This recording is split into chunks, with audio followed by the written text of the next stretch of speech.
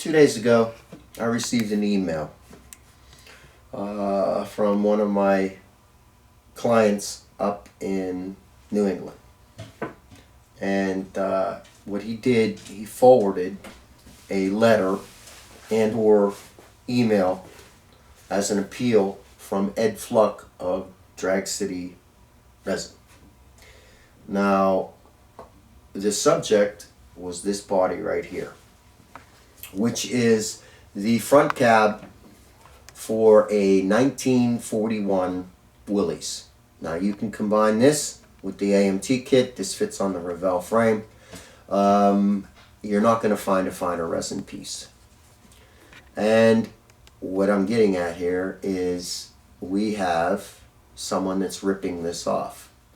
Now, I know Ed Fluck personally. I know his wife Julie also. And two finer people you can't find. They work hard and they work together and they produce beautiful product. This in question, you could probably just, without primer, you could probably squirt paint on this and it would be fine. This is the way that it arrived when I bought it. You couldn't ask for a better or finer piece.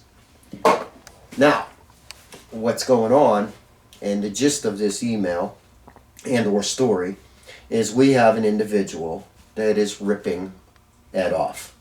Because what he did, he purchased this, he's using this as a buck, and he's selling them privately under the table and staying away from eBay, the forums where he's going to get caught. Just as guilty as this idiot that's doing this and putting a dent in the hobby are the fools that are buying this stuff. Look, a thief is a thief. Another one of Eddie's pieces. Chopped 1937 Chevy. Now granted, it doesn't look that pretty right now because I screwed up the paint job, so it will be restored. Another beautiful piece. When Ed gets done with these and these hit the market, when it arrives at your house, you don't have to do anything. There's very little, if any, flash. Every line is perfect on it. Eddie is a true professional. He learned from his father. Now,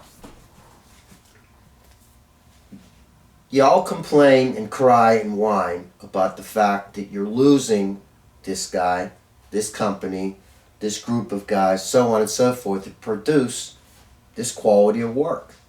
And what you're getting is pieces like this that resemble it in some form, but it's got enough bubbles and dents and malformed. It's not worth the material it was made out of. Now, case in point, this is Morgan Automotive Design. This is Chris Morgan's.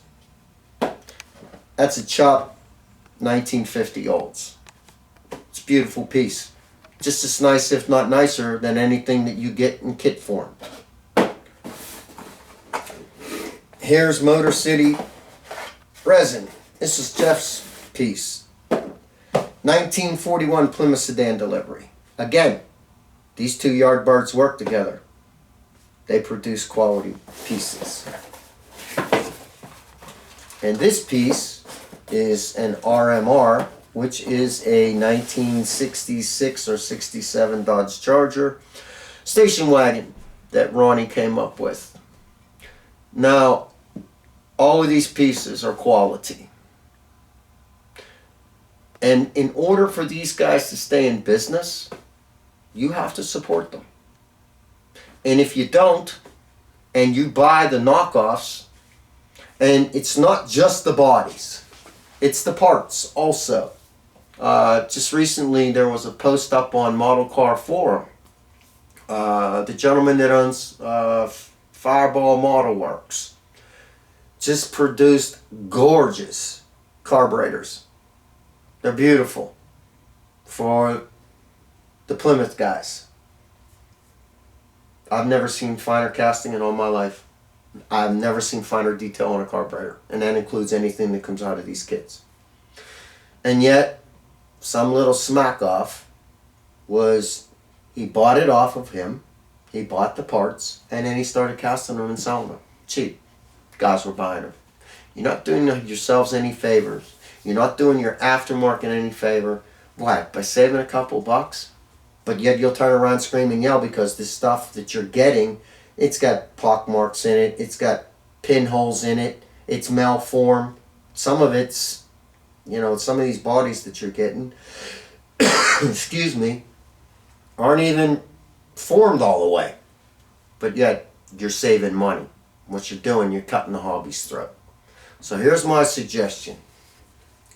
If this stuff shows up, this bootleg stuff shows up, report it. Get the word out. Go to the model part forums, get on your Facebook pages, report it. This has to stop because this is, it's plain and simple what it is. It's theft. And if you support it, you're knocking the hell out of your own hobby. Like I always say, one man's opinion, y'all do what you want to do. But this is just a suggestion from somebody that knows. If you steal a man's product often enough or prevent him from making money from it, he's not going to do it anymore. And all these craftsmen, not only are they passing away due to age, but when this kind of thing happens, there's no sense in staying in business and you lose them. And then you lose the quality that you want to go into your parts, your bodies, etc., to be able to put a quality product either on your shelf, in a museum, or on the show tables. Like I always say, one man's opinion, and this is just my suggestion to the hobby. My name's Don Yost. I own Lone Wolf Custom Painting. I'm out.